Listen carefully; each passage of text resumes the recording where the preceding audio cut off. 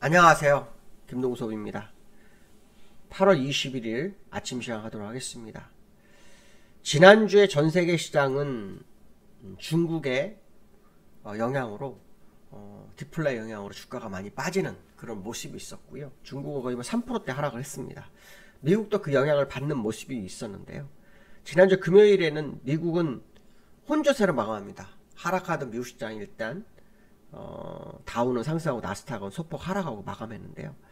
미국 시장에서 관전 포인트는 여러 가지가 있지만 그 중에서 이제 일단은 미국 내에서는 10년 만기 국채 금리가 중요 관전 포인트입니다. 5주 연속 상승을 하면서 10년 만기 국채 금리가 4.251%까지 올랐거든요. 얼마 전에 4.3까지 가면서 16년 만에 최고치를 기록했다. 이런 모습도 있었고 그로 인해 시장이 많이 흔들리는 모습이었었는데 일단 소폭 하락한 게 중요했고요. 그 다음에 중국의 그 부동산 업체 얼마 전에 헝다그룹이라고 상당히 좀 문제가 있었는데 이 헝다그룹은 이제 에버그란데라고 하는데요. 미 법원에 파산보고 신청을 했다라는 게 지난주 금요일 뉴스가 나왔었거든요. 근데 그 영향이 미국 시장에는 별로 영향을 미치지 않았습니다. 어쨌든 이 헝다그룹에 파산보고 신청하면서 일단 중국 부동산 시장이 약간 흔들리고 있구나 이런 생각할 수 있는데요. 또 벽개원이라고 컨트리가든이라는 기업 오이 업체죠. 디폴트 우려가 나오고 있습니다. 뭐 주말 뉴스에는 벽개원이 몇 년 동안에 뭐 상환하겠다 뭐 이런 상환 계획도 발표한 그런 뉴스도 있긴 했는데요. 그걸 이제 시장에서 어떻게 받아들일지가 상당히 중요하겠죠. 중국의 부동산은요, 중국 GDP의 25%를 차지합니다. 그러니까 상당히 큰 거죠. 그러니까 파급 효과가 굉장히 클 수 있는데 오히려 중국 시장은 또 별로 빠지지도 않습니다. 그러니까 그것도 좀 특이합니다. 이 정도면 중국 시장이 폭락을 해서 시장이 문제가 될 수 있다. 이렇게 볼 수 있는데 중국 별로 움직이지 않습니다. 물론 헤지펀드는 중국에서 물량을 많이 팔고 빠져나가고 있는 상황이지만 어쨌든 중국이 아주 특이한 상황이다.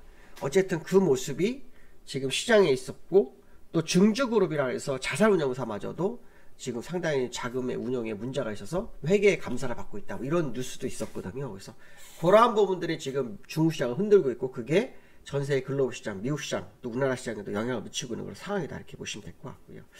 이번 주에는 이런 어떤 중국에 대한 문제가 어떻게 해결되는지 요 하나와 그 다음에 잭스론 미팅이 기다리고 있습니다. 잭스론 미팅은 아시겠지만 매년 8월에 있습니다. 매년 8월에. 그래서 전세계 중앙은행과 재무부 장관들이 모여서 정책 토의를 하는데요. 여기에서 미국이 정책을 바꾸는 경우가 굉장히 많았습니다. 물론 이번에 바꾼다는 것이 아니라 바꾼다는 건 여러 가지가 있습니다. 전환하는 쪽으로 바꾸든지 아니면 더 강화하는 쪽으로 바꾸든지 뭐 이런 식이었거든요. 그래서 어떤 내용이 나올지 중요한데요. 24일과 25일에 있습니다. 이번 주에 있는 거죠. 그렇죠? 25일 특히 25일 10시에는 파월이 연설이 있다고 합니다. 그 연설을 봐야 되겠죠. 이 제롬 파월이 잭슨 미팅을 통해서 긴축 강화 얘기를 한번 해서 시장을 흔든 적이 있었거든요. 그래서 이번에도 그가 긴축적인 발언을 할 거냐 아니면 비둘기적인 발언을 할 거냐 굉장히 의미가 좀 깊을 것 같습니다. 그래서 잭슨 미팅 시장을 좀 기다리고 있고 거기에 따라 시장의 방향성이 어느 정도 또 다를 수 있다 이런 해석을 해야 되겠죠. 또 이번 주에 실적 발표가 있는데요. 되게 중요한 기업이 있습니다. 엔비디아라고 아실 거예요. 지난번에 미국의 실적 발표할 때 미국 시장을 끌어올렸던 첫 번째 주자가 엔비디아였었거든요. 엔비디아가 AI 실적으로 성공을 했고 그래서 지금 우리나라에서도 AI 뭐 삼성에서도 뭐 자동차 기업들과 AI 뭐 이런 얘기가 많이 나오고 있거든요. 그래서 이 AI 업체가 블란트 증권 같은 경우에는 현재 430불인 그 엔비디아 주가를 뭐 800불까지 뭐 예측하기도 하는데요. 어쨌든 시장에 중요한 이슈가 두 개가 나오고 있고 그 다음에 기존의 중요한 이슈가 이번 주에 어떻게 마무리가 되는지 연장선에 탈 거냐 마무리될 거냐 제가 볼 때는 뭐 벽개원 뭐 컨트리 가든에서도 뭐 상환 계획을 발표하는 거 보면 뭔가 기회가 있지 않을까 뭐 이런 생각. 여기서 기회라는 것은 악재를 해소시키는 그런 상황이 나올 수도 있다. 뭐 그런 해석도 한번 해봐야 될 것 같고요. 자, 미국 시장을 한번 보면요. 미국 시장 다우는 0.07% 상승, 나스닥은 0.2% 하락인데요. 나스닥 먼저 보시면 여기 지금 90일선 지지력을 보이고 올라섰죠. 사실은 이제 코스닥이라든가 이런 걸 비교해 보면 많은 차이가 있는데 일단은 나스닥이 90일선에 양봉이 나왔습니다. 그래서 오늘 밤에 어떤 모습이 나오는지 좀 보셔야 될 것 같고요. 그 다음에 다우입니다. 다우는 60에선 제가 이제 얼마 전에 다우는 우리나라 코스피, 나스닥은 코스닥에 비교해서 아마 차트를 한번 분석해 드린 적이 있는데요. 우리나라하고 다우를 비교했을 때 다우는 60일선에서 지킨 싸움을 했잖아요. 그리고 코스피는요 완전히 달라요. 코스피는 지금 200일선입니다. 아시겠지만 200일선은 한참 밑에 있습니다. 우리나라 코스피입니다. 여기서 버텼고 다우는요 우리나라 그 밑에 있습니다. 그래서 원래 정상 차트의 키높이는 이평선을 보거든요. 그래서 이평선을 보면 키높이를 맞추는 과정이 있지 않을까, 뭐 그런 해석도 한번 해볼 수 있는 그런 상황이 연출되지 않을까, 뭐 이런 생각을 한번 해보고 있는 상황이고요. 그 다음에 이제 그 중국이 기준금리 인하 가능성이 제기되고 있습니다. 그것도 오늘 21일이죠.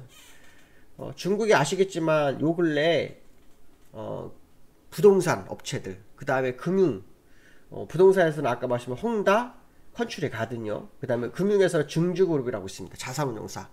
다 위험해지고 있죠. 그래서 뭐 시장에서는 아시아판 리만 브러더스 사태 뭐 이렇게 얘기도 나오는 정도거든요. 그래서 이 디플레 공포가 중국에 왔고 그로 인한 세계 시장의 흐름에 찬물을 끼얹었기 때문에 중국이 유동성 공급을 할 거다.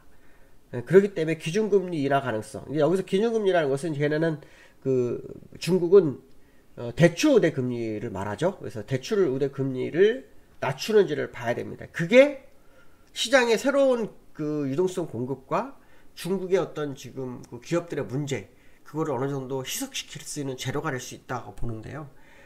어설프게 내려선 도움이 안 될 수도 있고요. 물론 뭐 의지를 보이는 것 자체가 상당히 중요하겠죠. 그래서 중국의 흐름이 되게 중요한데요. 제가 그 중국 차트 아까 말씀드렸을까요? 중국은 오히려 안 빠졌다. 중국은 지금 보시면요 그대로예요. 요 저점, 요 연결선이 있습니다. 종가선은 깨졌지만 그 수평선 안에서의 움직임. 지난번 이 정도 뉴스였으면 사실 지난번에 저점을 다 깨고 내려갈 소지가 있는 거거든요. 근데 그런 것도 안 깨고 그냥 이렇게 어설프게 행보하면서 방향을 막 바꾸는 그런 과정의 모습이 보이고 있는 그런 모습이기 때문에 이 중국의 어떤 그 기준금리 인하가 만약에 오늘 된다면 오히려 중국은 시장의 악재를 일시적으로 털어낼 수도 있지 않을까, 뭐 그런 생각도 드는 어떤 상황이 될 수 있다, 이렇게 말씀드릴 수 있고요. 그 다음에 세 번째로는 코스피가요 지난주에 2500 턱걸이를 했어요. 코스피 아까 차트 잠깐 보여드렸었는데 코스피가 지금 200일선에서 양봉 두 개가 나왔는데요. 요 날은 2482까지 밀었었고요. 요 날은 2489까지, 그러니까 2480대를 두 번 연장으로 가서 주가를 무너뜨릴 거 하다가 일단 멈춰선 상태거든요. 미국이 일단 뭐 혼자서는 망하기 때문에 이제 여기서 어떤 식의 싸움을 벌여줄지 상당히 중요한데요. 일목균형파사로 후행 스팬이 일단 하락 기조를 벗어난 상태가 됐거든요. 이 얘기 무슨 말이냐면 일단 뭐 하방경직성을 만들던 우상향을 만들던 이런 모습이 나올 수 있는 차트가 아닐까 생각을 해봅니다. 물론 하락도 가능합니다. 다 가능합니다. 하락도 가능하고 수평도 가능하고 상승도 가능하고 그럼 뭐하러 시황을 해 이렇게 생각했지만 그 얘기 여기서 말하고 싶은 것은 말하자면 하락이 내려갈 때요 이렇게 내려갈 때는 후행 스팬이 캔들을 깨고 내려갈 때 굉장히 안 좋은 상황이거든요. 약간 하락 쪽으로 기울어질 수 있는 확률이 높아지는 상태인데 그 상황은 벗어난 상황이다. 세 가지가 다 있지만 한 방향으로 치우치지 않을 수 있는 후행 스팬의 모습이 있다. 이 얘기를 좀 해드리고 싶은 거고요. 또 문제는 뭐냐면 이 수급이죠.